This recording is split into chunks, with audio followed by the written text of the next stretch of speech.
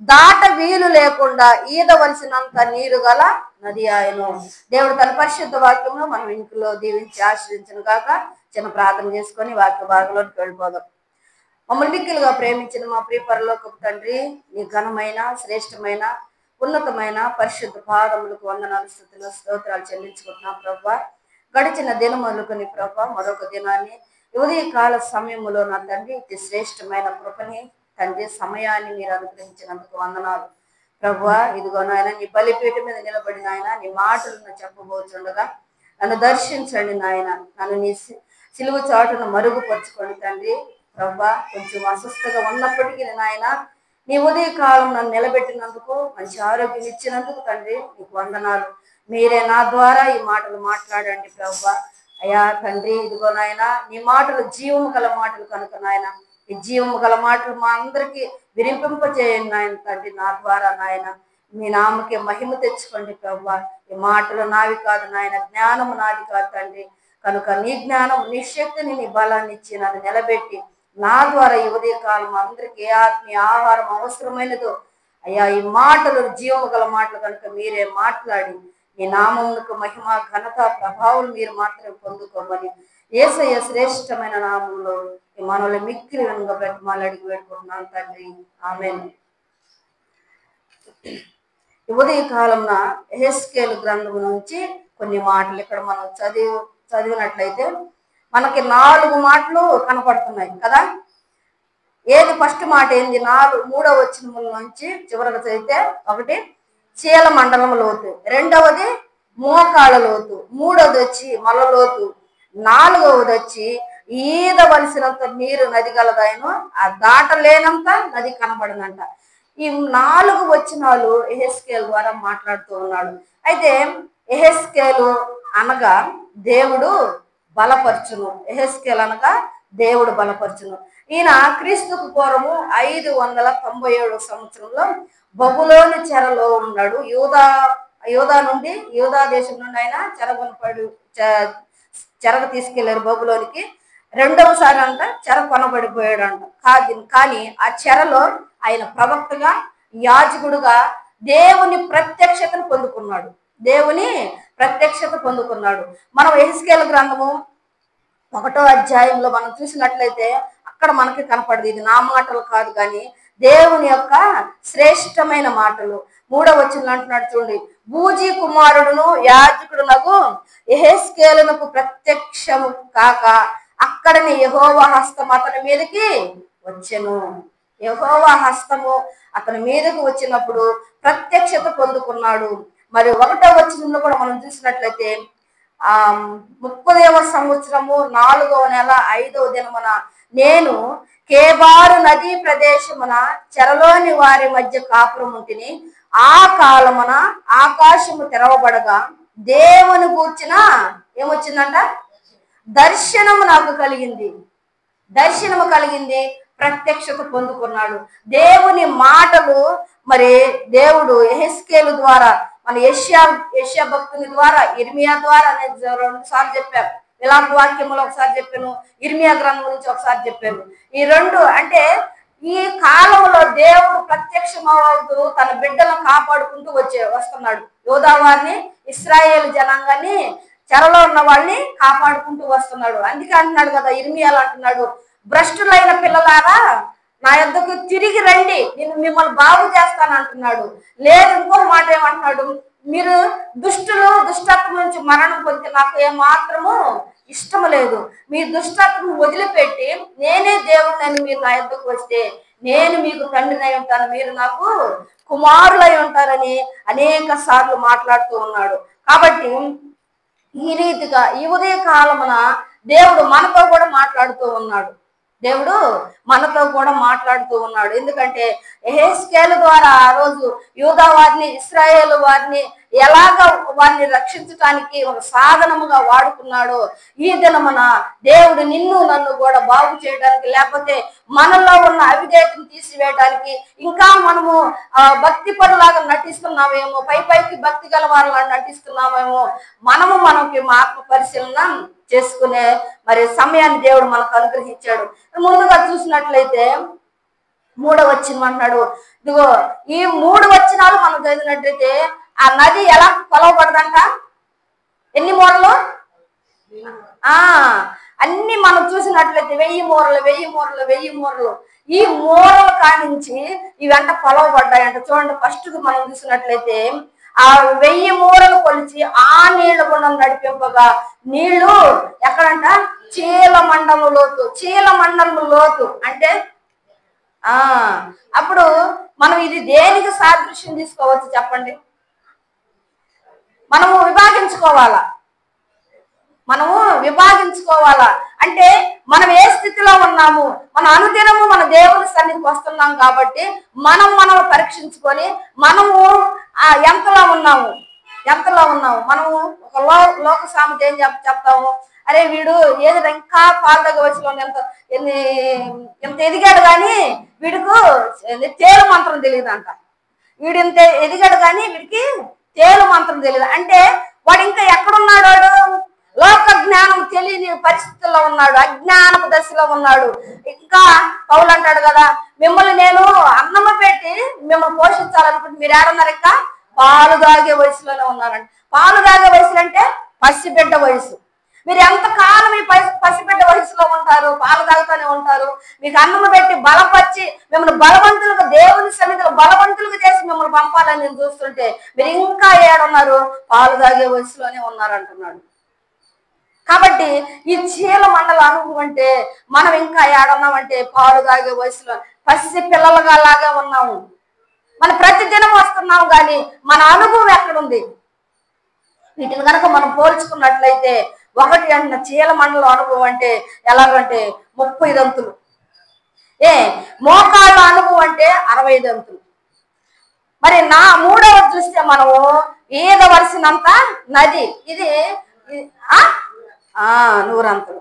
మరి ఈ 3 మనం చూసినట్లయితే మనం ఏ దశలో ఉన్నాము? పాలు తాగే దశలో ఉన్నావా?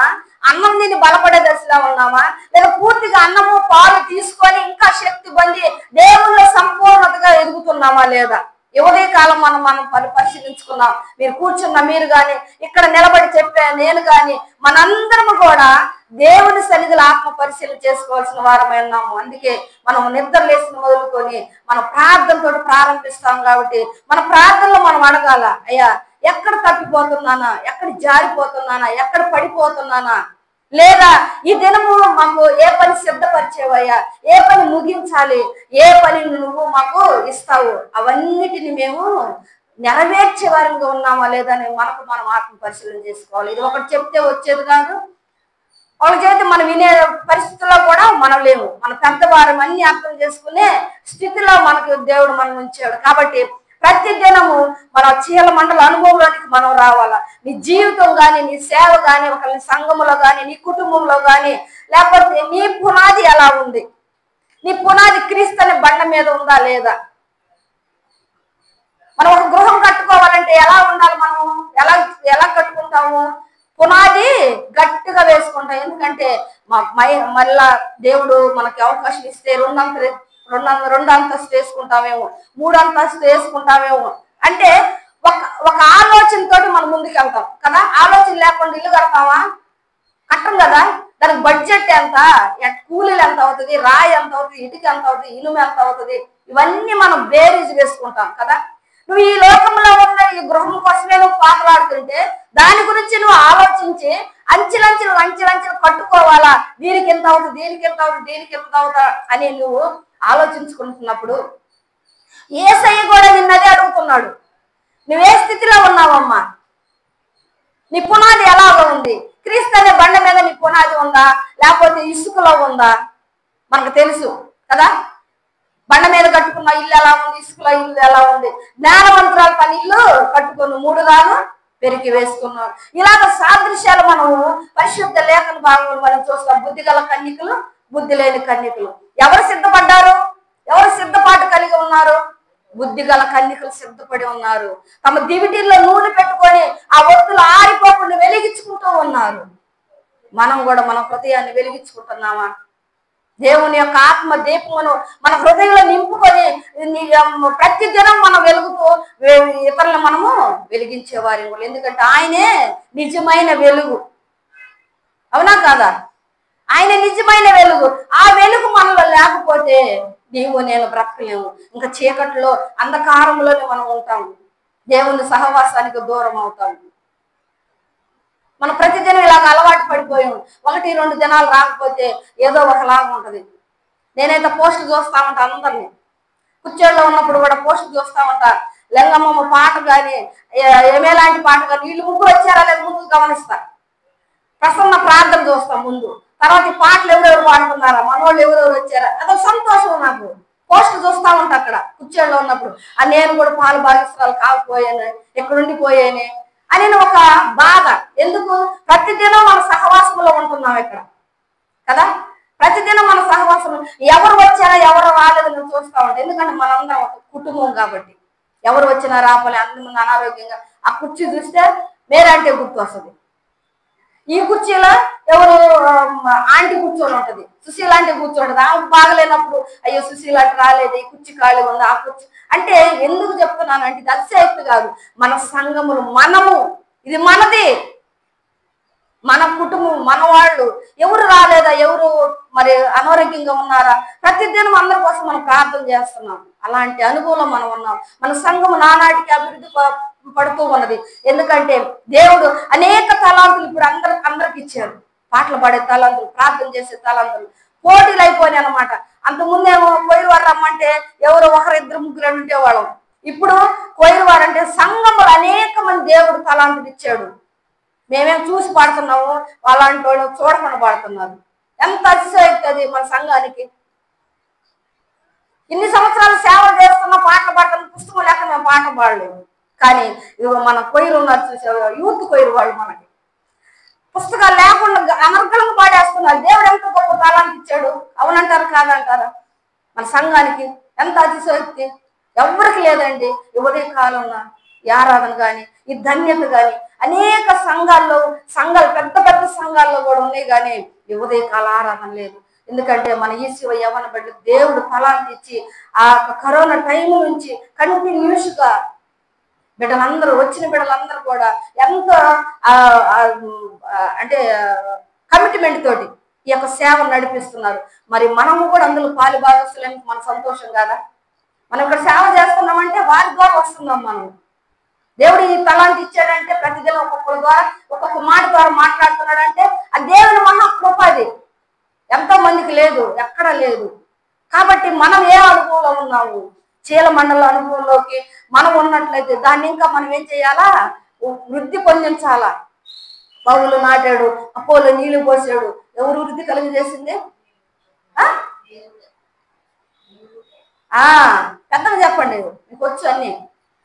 సగం మింగుతున్నారు. మరి అదే మనం కూడా మన వాక్య పరిశీలన చేసుకుంటే ఆ చీల మండల అనుభవంలో నుంచి మనం ఏం చేయాలంటే మన పునాది క్రీస్తు అనే బండ మీద మన పునాది వేసుకోవాలి. రెండవదిగా అంటున్నాడు ఇక్కడ, రెండవది ఏమంటున్నాడు? మోకాళ్ళ లోతు అనుభవంలోకి మనం రావాలంట. మోకాళ్ళ లోతు అనుభవం అంటే ఇప్పుడు చెప్పాలా? ఎన్న అనుభవం? 60 దొంతుల అనుభవం. అంటే 30లో నుంచి ఎక్కడికి వస్తున్నాం? మనము 60లోకి వస్తున్నామా? నువ్వు కానీ నేను కానీ ఈ అనుభవం నుంచి ఈ అనుభవంలోకి, మోకాళ్ళ ప్రార్థన అనుభవంలోకి వస్తున్నామా? మోకాళ్ళ లోతు అని అంటున్నాడు ఇక్కడ. ఆ మోకాళ్ళ లోతు అనుభవంలోకి మనం వస్తున్నామా? యేసయ్యే ఆయన మోకాళ్ళలోని ప్రార్థించాడు. లూకాసు సువార్త 22వ అధ్యాయము 39 నుంచి 42 దాకా చూస్తే ఆయన అంటున్నాడు, ఇదిగో వాళ్ళని శిష్యులు మీరు శోధనలో ప్రవేశించుకున్నట్లు మీరు ప్రార్థన చేయండి అని వారికి చెప్పి కొంచెం దూరం వెళ్ళి ఆయన మోకాళ్ళలోని ప్రార్థన చేస్తున్నాడు. యేసయ్య చేస్తున్నాడు ఆయన మన కొరకు ప్రార్థన మోకాళ్ళలోని. నువ్వు నేను చేస్తున్నావా? నిద్ర లేచిన కాడ నుంచి ఇతరుల కొరకు మనం ప్రార్థన చేస్తున్నావా? ఇతరుల బాగు కొరకు మనం చేస్తున్నావా? ఇతరుల అనారోగ్యం కొరకు ప్రార్థన చేస్తున్నావా? ఇతరుల యొక్క క్షేమం కొరకు మనం ప్రార్థన చేస్తున్నావా? ఇతర కుటుంబాలు, మన కుటుంబాలు, వారి కుటుంబాలు మంచిగా ఉండాలి, సంఘములు ఎదగాలని ప్రార్థన చేస్తున్నామా? ఏ అనుభవంలోకి మనం ఉన్నాము? దానియేలు కూడా ముమ్మారు ప్రార్థన చేశాడా? ఎందుకు చేశాడు? దానియేలు గ్రంథము పక్కనే ఉంది. దానియేలు గ్రంథము 6వ అధ్యాయము ఒక చక్కటి మాట. ఎందుకంటే దేవుడు మరి దానియేలును బహుగా వాడుకున్నాడు. 6వ అధ్యాయము చూద్దాం. 6వ అధ్యాయము 7వ వచనం నుంచి చూద్దాం. రాజ్యపు ప్రధానులు, సేనాధిపతులు, అధిపతులు, మంత్రులు, సంస్థానాధిపతులు అందరూ కూడి రాజు ఒక ఖండితమైన చట్టము స్థిరపరిచి దానిని శాసనముగా చాటింపు చేయనట్టు యోచన చేసిరి. ఎట్లనగా 30 దినముల వరకు నీ యొద్ద తప్ప మరి ఏ దేవుని యొద్దనైనను మానవుని యొద్దనైనను ఎవడును ఏ మనవి చేయకూడదు. చేస్తే ఏమవుతాడంట, వాడు సింహాల గుహలో పడదేయబడతాడంట. అది ఎందుకు ఈ శాస్త్రం ఎందుకు చేపించాడు అంటే, దానియేలు 1వ అధ్యాయంలో మనం చూస్తే 1 నుంచి 13 దాకా మనం చదువుకున్నట్టయితే, దానియేలు చెరలోకి తీసుకెళ్లిన తర్వాత చూడండి 4వ వచనం అంటాడు, ఇశ్రాయేలీయుల రాజవంశములో ముఖ్యులై లోపము లేని సౌందర్యమును సకల విద్య ప్రవీణతయు జ్ఞానమును కలిగి తత్వ జ్ఞానము తెలిసిన వారై రాజు నగరునందు నిలువదగిన కొందరు బాలులను రప్పించి, ఎక్కడి నుంచి రప్పించారంట, ఇశ్రాయేలు రాజవంశం నుంచి 3 బాలులనంట ఎక్కడ తీసుకొచ్చి చెరకి తీసుకొచ్చారు. అయితే ఆ చెరకు తీసుకొచ్చిన తర్వాత వాళ్ళు ఎలాంటి వారంట, మామూలు వారు కాదంట బాలురు. దేవుడు ఆ బాలులకి ఏమిచ్చాడు, ఇదిగో లోపం లేని సౌందర్యమును, ఆ బాలు చూడచక్కని వర్సెస్, అలాగే సకల విద్య ప్రవీణతయు జ్ఞానము కలిగి తత్వ జ్ఞానము తెలిసిన వారు ఆయన. అంటే శాస్త్రాల యందు ప్రావీణ్యత పొందిన వాళ్ళు అన్నిటిలో. ఆ యొక్క బబులోను సామ్రాజ్యంలో ఆ నెబుకద్నెజరు రాజు యొక్క పరిపాలనలో ఉన్న వారి కంటే కూడా వారి సంస్థానంలో ఉన్న అధిపతులు కానీ సేనాధిపతులు కానీ మరి ఏమంటారు వాళ్ళు శాస్త్రాలు చెప్పేవాడు కానీ వాళ్ళందరికంటే కూడా దేవుడు దానియేలుకి ఏమిచ్చాడంట, బహు ప్రావీణ్యత ఇచ్చాడంట. శాస్త్రాలు ఎందుకు ప్రావీణ్యత అంట, అన్నిట్లో క్షుణ్ణమైనటువంటి తెలివితేటలు ఇచ్చాడంట, బహు తెలివితేటలు. అందుకే అలాంటి వాడు దేవుడు ఎన్నుకొని ఉంటే చూడండి 13 దాకా మనం చూసినట్లయితే, అయితే రాజు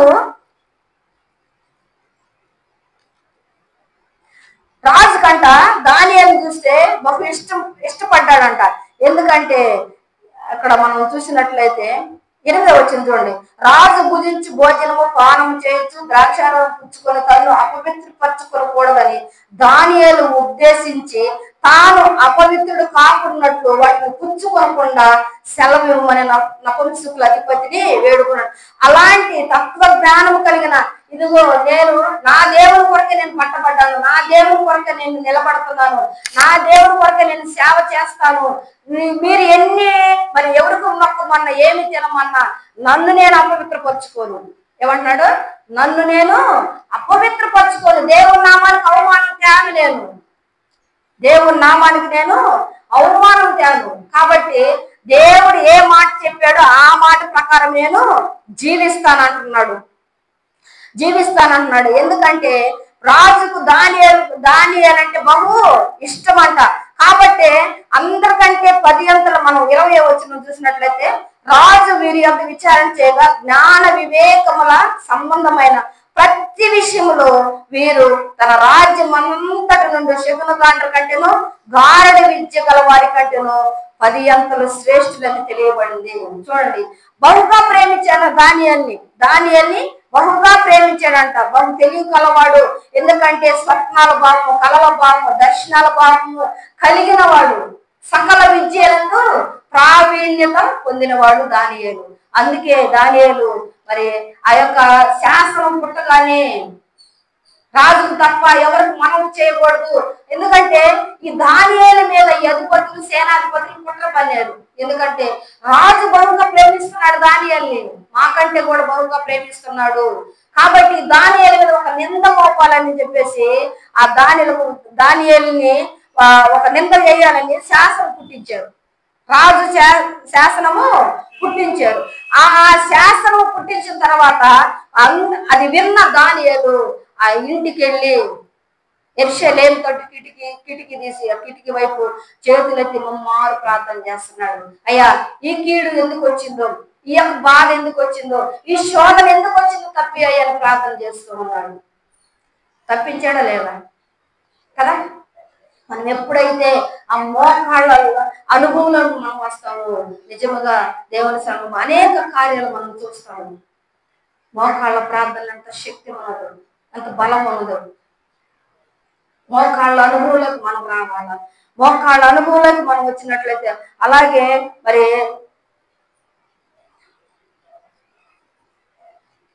అలాగే స్టెఫను కూడా అపొస్తలుల కార్యం 7వ అధ్యాయము 58వ వచనంలో కూడా స్టెఫను కూడా వాళ్ళు హింసిస్తున్నప్పుడు, కొడుతున్నప్పుడు మోకాళ్ళేసి ప్రార్థన చేస్తూ అక్కడ ఒక మాట, చక్కటి మాట చూడండి.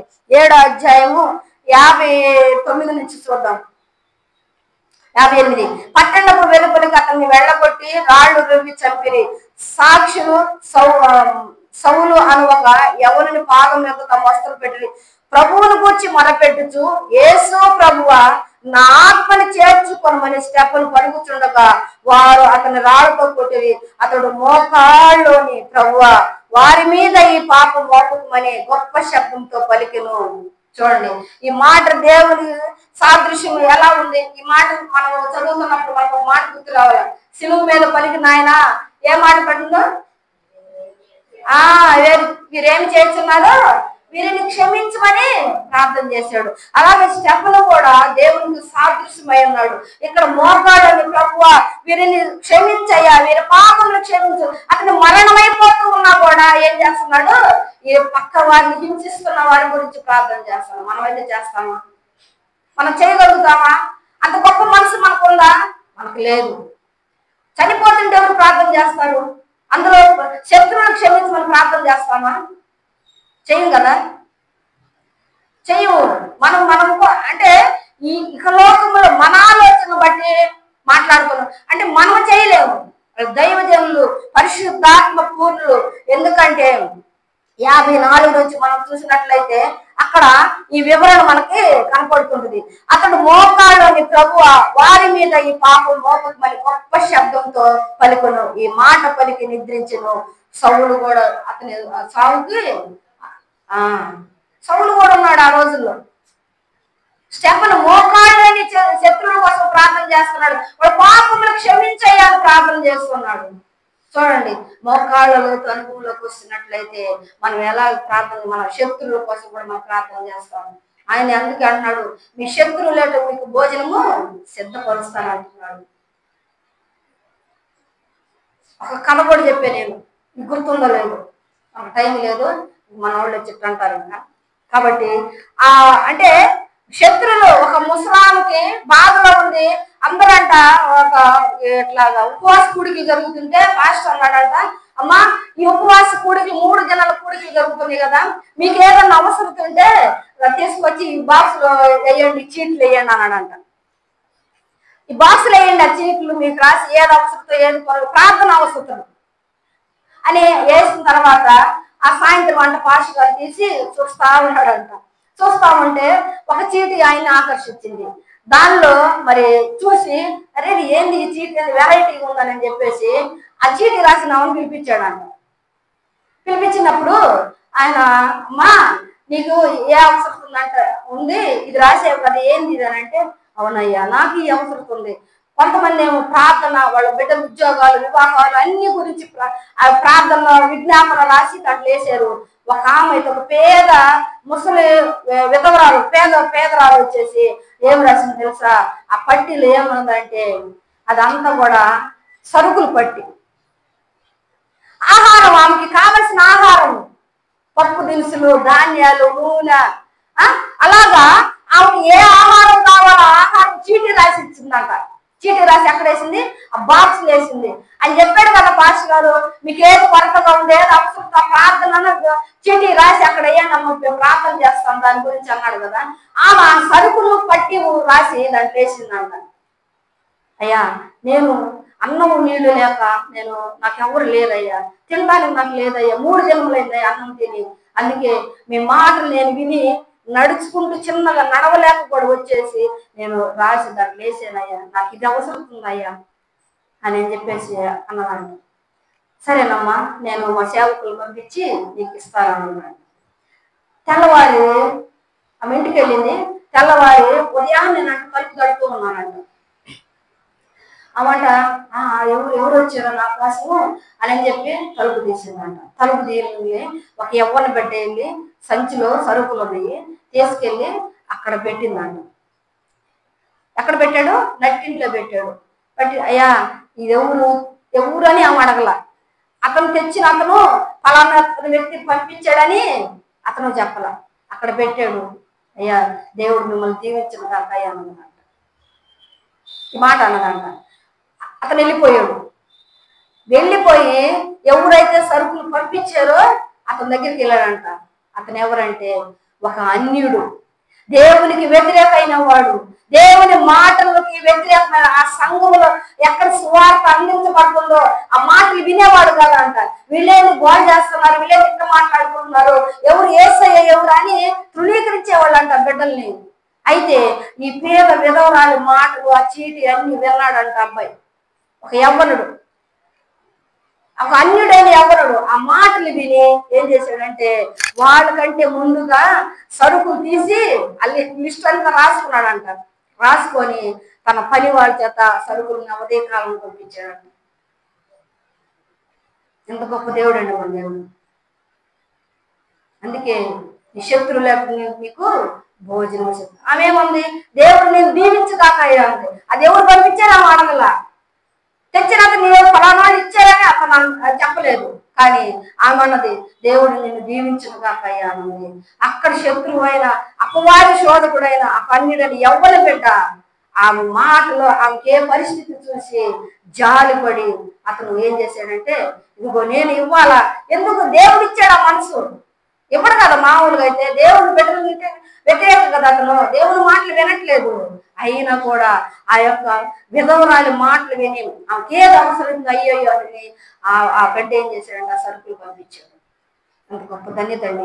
కాబట్టి మనకు మోకాళ్ళలో అనుభవంలోకి రావాలా. స్టెఫన్ అయితే తను కష్టంలో ఉన్నా కూడా అదిగో తను చంపుతున్న రాళ్ళు చంపుతున్నా కూడా వారి కోసం మోకాళ్ళని ప్రార్థన చేస్తున్నాడు. మనం అనుభవంలోకి ఉన్నామా? 4వ చూస్తే మలలోతు అనుభవం. ఇది తగ్గింపు జీవితానికి గుర్తుగా ఉంది. అదేవిధంగా సిద్ధపాటుకు గుర్తుగా ఉంది. అంటున్నాడు నీ నడుము కట్టుకొని నీవు సేవ చేయాలా. మలలోతు అనుభవం, నడుములలోతు అనుభవం వచ్చినట్లయితే నీ నడుము కొట్టుకొని నీవు సేవ చేసేదానిగా సేవ చేసే వారిగా మనం ఉండాలి. సిద్ధపాటు కలగాల. తగ్గింపు స్వభావం ఉండాలా. తగ్గింపు స్వభావం ఉండాలా. యేసయ్య కూడా శిష్యుల పాదాల నడుముకి టవల్ అది కట్టుకొని ఆయన ఏం చేశాడు? శిష్యుల పాదాలు కడిగి తను తాను తగ్గించుకున్నాడు. మనం తగ్గించుకుంటున్నామా? తను తాను తగ్గించుకొని శిష్యుల పాదాలు కడిగాడు. అందుకే దేవుడు అంటున్నాడు ఇదిగో తను తాను తగ్గించుకునేవాడు హెచ్చింపబడతాడు, హెచ్చింపబడిన వాడు తగ్గింపబడతాడు. మనం తగ్గింపు స్వభావంలో ఉంటే పేతురు భక్తుడు అంటున్నాడు కదా, నువ్వు దీన మనసు కలిగి దేవుని యొద్దకు వస్తే ఏమంటున్నాడు? దీన మనసు కలిగి 5:5 పేతురు రాసిన మొదటి పత్రిక 5:5 అంటున్నాడు కదా. చూడండి, ఎదుటి వాణి దీన మనసులు వస్త్రము ధరించుకొని మిమ్మల్ని మీరు అలంకరించుకొని దేవుడు అహంకారం ఎదిరించి దీనులకు ఏమిస్తాడంట?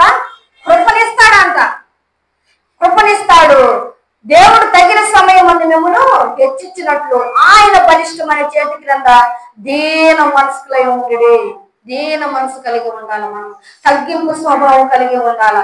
తగ్గింపు లేని జీవితము వ్యర్థమే. మనం నడుము కట్టుకోవాలా.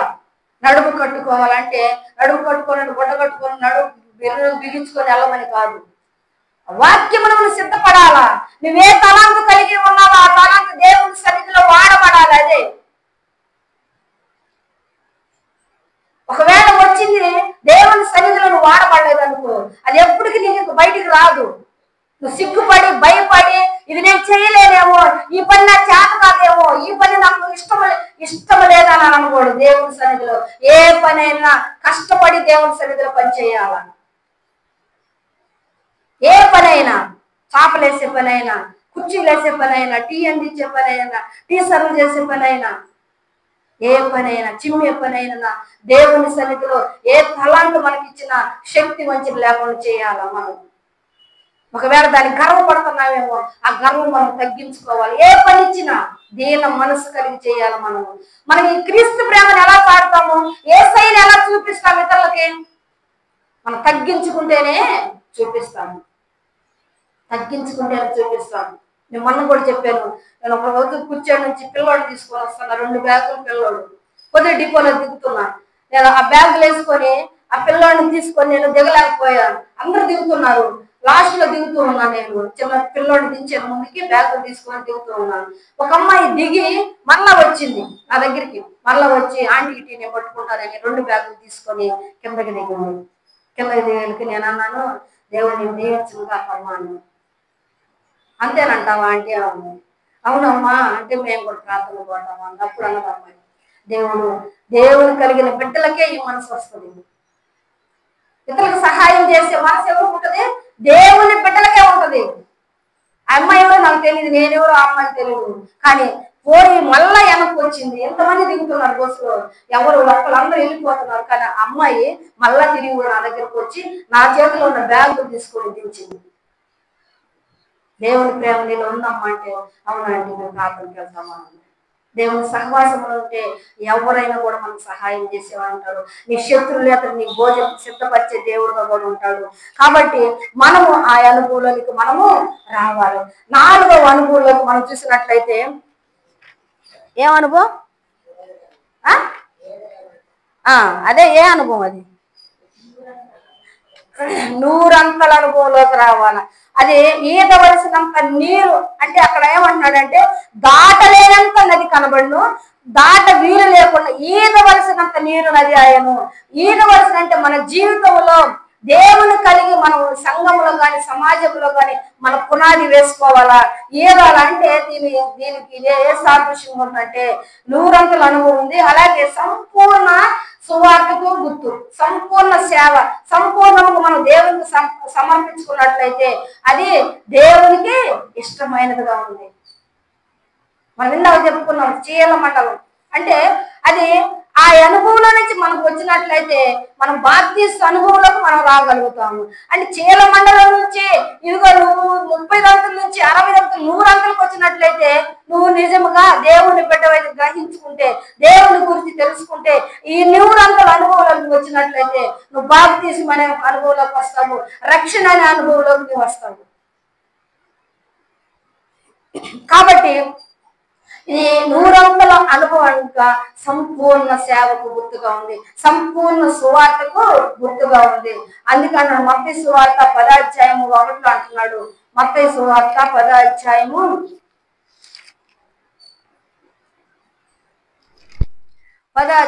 1లో అంటున్నాడు. చూడండి, అయితే ఇక్కడ ఆయన తన 12 మంది శిష్యులను పిలిచి అపవిత్రాత్మలు వెళ్ళగొట్టకు, ప్రతి విధమైన రోగములు, ప్రతి విధమైన వ్యాధిని స్వస్థపరిచే వారికి అధికారం ఇచ్చాడు, సంపూర్ణ అధికారం ఇచ్చాడు. నేను మీకు అధికారం ఇస్తున్నాను, సంపూర్ణ అధికారం ఇస్తున్నాను, మీరు నా నామమున ఇవన్నీ చేయండి. ప్రతి విధమైన అపవిత్రాత్మలు, ప్రతి విధమైన రోగములు, ప్రతి విధమైన వ్యాధిని, ఇంకా అనేకమైన వాటి మీద మీకు అధికారం ఇస్తున్నాను. కాబట్టి నా నామం పేరిట మీరు వెళ్ళి సంపూర్ణంగా సేవ చేయండి.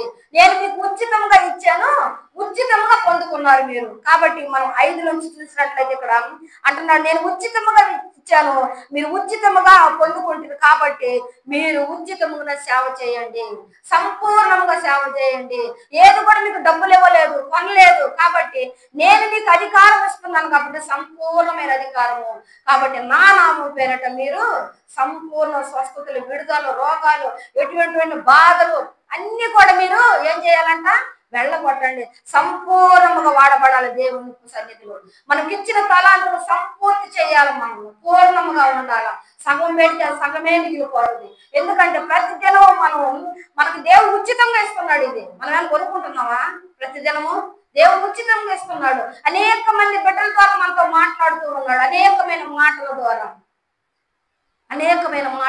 మాట్లాడుతూ ఉన్నాడు.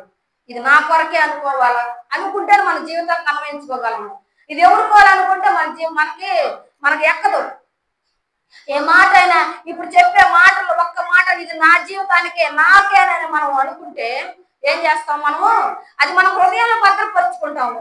లేకపోతే అది ఏది మనకి రాదు, ఎక్కదేమన్నా. మనం ఎక్కడి నుంచి ఇంటికి వెళ్ళినా ఎక్కదు, ఎక్కడికి వెళ్ళినా ఎక్కదు. మన దేవుని స్తుతిస్తూ ఉండాలి ఎల్లప్పుడూ, మన నోట ఆయన స్తుతి ఉండాలి. అందుకే మనకు ఉచితంగా ఇచ్చాడు కాబట్టి మనం ఉచితంగానే దేవుని సన్నిధిలో ఈ బద్దులు కాబట్టి ఈ నూరంత అనుభవంలోనికి మనము రావాలా. అందుకే పౌలు భక్తుడు అన్నాడు అపోస్తల కార్యగ్రంథము 9వ అధ్యాయంలో కూడా దేవుడు మరి దమస్కు మార్గమున సౌలును పట్టుకున్నప్పుడు ఆ వెలుగు తోట పట్టుకుంటాడు కదా, అంతకుముందు ఎవరు పూర్వం హింసకుడు దోషకుడు హానికరుడైన సౌలును పౌలుగా మార్చిన గొప్ప తండ్రి. కాబట్టి ఇక్కడ ఈ అపోస్తల కార్య గ్రంథంలో మనం 9వ అధ్యాయంలో చదివినట్లయితే పౌలు జీవిత చరిత్ర మనకు కనపడుతుంది. ఎలాగ దేవుడు పట్టుకున్నాడు, ఎలాగ ఆయన సేవలోకి వచ్చాడు. అందుకే 9వ అధ్యాయం 26వ వచనం చూద్దాం. 9వ అధ్యాయము 26వ వచనంలో అతడు యెరూషలేమునకు వచ్చి శిష్యులతో కలుసుకొనుటకు యత్నం చేసిన కానీ అతడు శిష్యుడనే నమ్మక అందరూ అతనికి భయపడింది. ఎందుకు భయపడ్డాడు? పూర్వం ఎలా హింసించాడో, ఎలా భయపెట్టాడో, ఎలా చంపివేశాడో, గమనీయుల దగ్గర రాజముద్ర పొందుకున్నాడంట. అవిశ్వాసులైన వారిని, దేవుని బిడ్డలైన వారిని హింసించాలి, ఎలా హింసించాలి, ఎలా చంపివేయాలా, చిన్నలు కానీ పెద్దలు కానీ గర్భిణీ స్త్రీలు కానీ అందరిని కూడా ఎలా హింసించాడో వాళ్ళందరికీ తెలుసు. అందరికీ తెలిసిన తర్వాత ఇప్పుడు ఈయన మళ్ళీ సేవ చేయడానికి వచ్చాడు, దేవుని బిడ్డగా వచ్చాడంటే ఏకైక ఎవరు నమ్ముతారా? ఎవరు నమ్మరు. ఇతను ఎలా ఉన్నాడు పూర్వం, ఇప్పుడు అంటాం మనం ఈయన పూర్వం ఎలా ఉన్నాడు, ఇప్పుడు బైబుల్ పట్టుకొని వచ్చి సేవ చేస్తానని నమ్ముతాము మనము? అనేక మాటలు మాట్లాడుకుంటాము. అలాగే ఇక్కడ పౌలును కూడా ఎవరు నమ్మకపోతే 27లో అంటున్నాడు, అయితే చూడండి, అయితే బర్నబా అతని దగ్గరకు తీసి అపోస్తలుల యొద్దకు తోడుకొని వచ్చి అతడు త్రోవలో ప్రభువును చూచిననియు ప్రభు అతనితో మాట్లాడిననియు అతడు దమస్కులో యేసు నామమును బట్టి ధైర్యముగా బోధించినని వారికి వివరముగా తెలియపరచును. చూడండి, ఎవరు తృణీకరణ చేశారు? అతడు పక్కనున్న స్నేహితులే నమ్మలేదు, అతనితో తిరిగిన వాళ్ళే నమ్మలేదు కదా. యేసయ్యను కూడా నమ్మారు వాళ్ళ అన్నదమ్ములు, నమ్మలా, తృణీకరించారు. ఆయన అద్భుతాలు ఆశ్చర్యకారులు నమ్మల, వాళ్ళు ఇంటి వారే నమ్మలా, ఇంక బయట వాళ్ళు నమ్ముతారా? కాబట్టి తల్లి బాధ్యతను ఎవరికి అప్పచెప్పాడు? శిష్యుడికి అప్పచెప్పాడు. నమ్మకమైన శిష్యుడు, నమ్మకమైన పనివాడు, నమ్మకమైన పనివానికి జీతానికి అర్హుడు. కాబట్టి ఆ నమ్మకత్వము మనం సంపాదించుకోవాలా, దేవుని నమ్మకత్వం కావాలా. అందుకే నమ్మకత్వం ఉండబట్టే దేవుడు తన తల్లిని అసిలు మరణము పొందుతూ కూడా తన తల్లి బాధ్యతను మర్చిపోలేదు కదా, అప్పచెప్పాడు. అయితే ఇక్కడ కూడా పౌలను ఎవరు నమ్మలేదు కాబట్టి ఏం చేశాడు? బర్నబా అనే ఒక అతను ఏం చేశాడంటే అతన్ని అపోస్తలుల దగ్గరికి తీసుకెళ్ళి అతడు ఇతనికి త్రోవలో ఏం జరిగిందో, దేవుడు ఎలా పట్టుకున్నాడు అని చెప్పేసి అతన్ని తీసుకొచ్చి చూపించాడు. చూడండి, ప్రభు అతనితో మాట్లాడినని అతడు దమస్కులో ప్రభు అతనితో మాట్లాడినని అతడు దమస్కులో యేసు నామమును బట్టి ధైర్యముగా బోధించనని వారికి వివరముగా తెలియపరచను. అతడు యెరూషలేములో వారితో కూడా వచ్చి చూపవచ్చు. ప్రభువు నామమును బట్టి ధైర్యంగా బోధించుతూ గ్రీకు భాషను యూదులతో మాట్లాడుచు తర్కించుచుండెను. వారు అతను చంప ప్రయత్నించింది కానీ అతను వెళ్ళిపోయాడు. చూడండి, అయితే 31లో కూడా చూద్దాము. కావున యూదయ, గలిలయ, సమరయ దేశములంతటా సంఘము క్షేమాభివృద్ధి నందుతూ సమాధానము కలిగి ఉండెను. ప్రభువునందు భయమును పరిశుద్ధాత్మ ఆదరణ కలిగి నడుచుకొనుచు విస్తరించుచుండెను. పౌలు సేవ బహు విస్తరం అయిపోయింది. సంపూర్ణంగా దేవునికి తాను సమర్పించుకున్నాడు. పౌలు జీవితంలో మనం చూసినట్లయితే అనేకమైన మనకు కనపడతాయి. ఎందుకంటే ఈ ఈ యొక్క పత్రికల్లో కూడా ఈ పౌలుని గురించిన మాటలు మనకు అందరికీ తెలుసు కదా. సంపూర్ణంగా సేవ చేశాడు. ఎందుకంటే అతడు ఇక్కడ అంటున్నాడు కదా, ఆ అననీయ నువ్వు వెళ్ళి ఫలానా దగ్గర అతను ఉన్నాడు, అక్కడికి వెళ్ళి అతడు అక్కడ నువ్వు వెళ్ళి అతను ప్రార్థన చేయ్యా అని అంటే, అప్పుడు అంటున్నాడు అన్నయ్య అంటున్నాడు, ప్రభువా ఈ మనుషుడు యెరూషలేములో నీ పరిశుద్ధులకు ఎంతో కీడు చేసి ఉన్నాడని అతని గురించి అనేకుల వల్ల వింటిని. ఇక్కడ నీ నామంలో ప్రార్థన చేయవారిని అందరిని బంధించడం అతడు ప్రధాన యాజకులు అన్న అధికారము పొంది ఉన్నాడని ఉత్తరం ఇచ్చాను. 15 వచ్చి 9:15. అందుకు ప్రభు అంటున్నాడు, నీవు వెళ్ళుము, అన్ని జనుల ఎదుటను రాజుల ఎదుటను ఇశ్రాయేలుల ఎదుటను నా నామం భరించుటకు ఇతడు నేను ఏర్పరచుకున్నా ఏమైనాడు సాధనమై ఉన్నాడు. దేవుని సాధనము నువ్వు నేను ఉన్నామా? ప్రతి దినం ఆయన సన్నిధిలో సహవాసంలో ఉంటున్నాము. మోకాళ్ళలో అనుభవం ఉందా? చీల మండలంలో అనుభవం ఉందా? సంపూర్ణ భక్తి జీవితంలో మనం వస్తున్నావా? ఒక్కసారి మనము తగ్గించుకొని దేవుని సన్నిధి, దేవుడు హెచ్చింపబడాలా, మనం తగ్గింపబడాలా. కాబట్టి సంపూర్ణమైన భక్తి పౌలు తన జీవితాన్ని ఎలాగ దేవుడికి సమర్పించుకున్నాడో అలాగ మన జీవితాన్ని సంపూర్ణంగా దేవుని సేవకి సమర్పించుకుని 100 అనుభవంలోకి రావాలా, రక్షణ అనుభవంలోకి రావాలా. అందుకే అంటున్నాడు చీల మండలం లోతు మనం తెలుసుకోవాలా, మోకాళ్ళ లోతు అనుభవంలోకి రావాలా, మనలోతు అనుభవంలోకి తగ్గించుకునే స్వభావం, మన నడుము కొట్టుకొని మనం సేవ చేయాలా. ఎన్ని కష్టాలు వచ్చినా, నష్టాలు వచ్చిన, శ్రమలు వచ్చిన, ఇరుకులు వచ్చిన, ఇబ్బందులు వచ్చిన అన్నిటిని కూడా మనము దేవుని సన్నిధిలో వాడబడాలా. 4వది అంటున్నాడు సంపూర్ణ అనుభవంలోకి ఏదో వలసినంత నీరు ఈది మన కుటుంబాన్ని, మన సంఘాన్ని మనం ఈదుకొని, అంటే దేవుని సేవలు సంపూర్ణంగా రావాలి. ఏదో వలసిందంటే నీళ్ళు పడవేసుకొని ఏదమని కాదు ఇక్కడ అర్థము. అంటే దేవుని సన్నిధిని మనం సంపూర్ణంగా మనం సమర్పించుకునే అనుభవంలోకి మనం రావాలా, 100 అనుభవంలోనికి రావాలా, రక్షణ అనుభవంలోనికి రావాలా. ఇంకోటి ఏమని అంటున్నాడు కదా, అయ్యా నేను పరలోక రాజ్యం చేరాలంటే ఏం చేయాలంటే, మరలా తిరిగి తల్లి గర్భంలో జన్మించాలంటే, అయ్యో నేను ముసలివాడని ఎలా తల్లి గర్భంలో జన్మిస్తానయ్యా నేను అంటే, అప్పుడు ఆయన యేసయ్య అంటున్నాడు, ఒకడు ఆత్మ మూలము కానీ నీటి మూలము కానీ జన్మిస్తేనే తప్ప ఎక్కడ చేరలేము, దేవుని రాజ్యంలో చేరలేము. కాబట్టి ప్రియమైన సంగమా, మనం దేవుని రాజ్యంలో చేరాలంటే 100 అనుభవంలోకి కూడా రావాలా, 30 60 100 అనుభవంలోనికి మనం రావాలా, మోకాళ్ళ అనుభవంలోనికి రావాలా, మలలోతు అనుభవంలోనికి రావాలా, సంపూర్ణ భక్తి జీవితంలోనికి మనం రావాలా.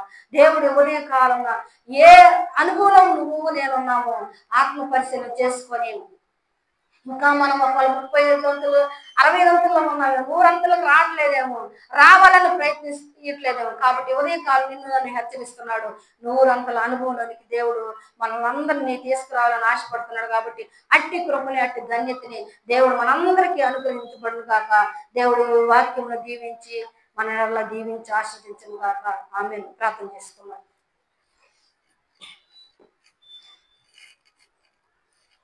మహోన్నతుర జీవం గల తండ్రి, జీవాధిపతి, ఈ పరిశుద్ధమైన ఘనమైన శ్రేష్టమైన నామమునకు వందనాలు స్తోత్రాలు చెల్లించుకుంటున్నామయ్యా. ఎంతవరకు ప్రభా నా ద్వారా మీరు మాట్లాడారయ్యా. అల్పురాలిన యోగ్యురాల దుమ్ము లాంటి దాని దూలు లాంటి దాని తండ్రి, ఈ మాటలు నావి కాదయ్యా, ఈ జ్ఞానం నాది కాదు ప్రభా. నువ్వు ఇచ్చిన కృపను బట్టి వందనాలయ్యా. నన్ను ఇక్కడ నిలబెట్టిన విధానం కొరకు నీ వందనాలు తండ్రి. మేమే అనుభవంలో ఉన్నాము, మమ్మల్ని మేము ఆత్మ పరిశీలన చేసుకోవాలి తండ్రి. నీకు వందనాలయ్యా. 30 అనుభవంలో ఉన్నామా, 60 ఉన్నామా, 100 సంపూర్ణ జీవితంలో మేము ఉన్నామా? ఒక్కసారి ఉదయకాలంలో మమ్మల్ని మేము ఆత్మ పరిశీలన చేసుకొని నాయన, ఒక్క మాట అయినా మా హృదయం మీద పలక మీద నింపుకొని తండ్రి ఇక్కడి నుంచి వెళ్ళుటకు మా అందరికి మీరు సహాయం దయచేయండి. ఎంతవరకు నా ద్వారా మీరు మాట్లాడినందుకు మీ నామకు మహిమ తెచ్చుకోండి ప్రభువా. నీకు వందనాలయ్యా. మమ్మల్ని అందరి తండ్రి నీ చేతులకు అప్పచెబుతున్నా తండ్రి. ప్రతి బిడ్డ హృదయాన్ని మీరు తాకండి నాన్న, ప్రతి బిడ్డ హృదయంలో మీరు నివసించండి అయ్యా. మేము సంపూర్ణ అనుభవంలోకి, రక్షణ అనుభవంలోకి, బాప్తీసు అనుభవంలోకి మేమందరం వచ్చే సహాయం దయచేయండి. ఈ శబ్ద యంత్రం ద్వారా ఎంతమంది బిడ్డలు వింటున్నారో నాయన, వారి కుటుంబాలు కూడా జ్ఞాపకం చేసుకోండి నా తండ్రి. ఇంకా ఎవరన్నా బాప్తిసం తీసుకోకుండా రక్షణ అనుభవంలోనికి అయ్యా 100 అనుభవంలోనికి రాలేక వెనుకబడి ఉన్నారేమో ప్రభా, బిడ్డలకు మరొక తరుణం అనుగ్రహించండి అయ్యా.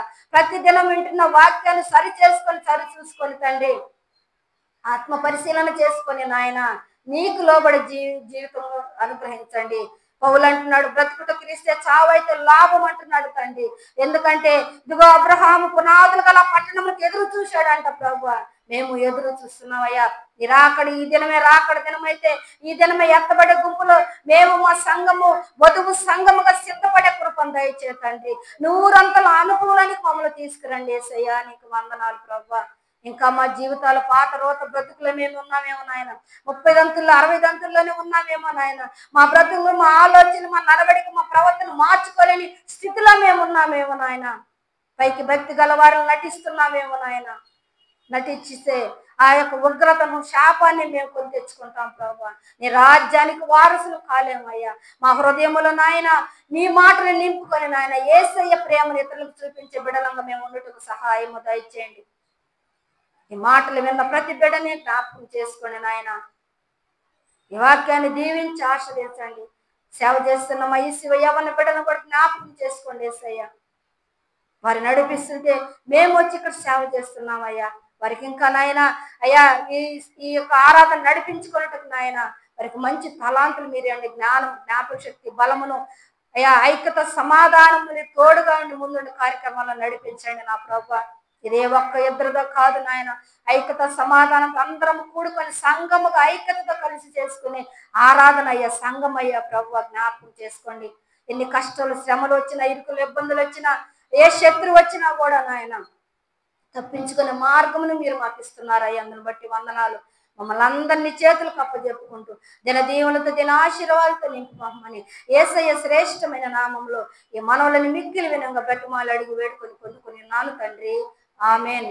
పరలోకమందున్న మా తండ్రి, నీ నామం పరిశుద్ధపరచబడును గాక, నీ రాజ్యం వచ్చును గాక, నీ చిత్తం పరలోకమందు ఎలాగో అలాగే భూమి మీద నెరవేరును గాక.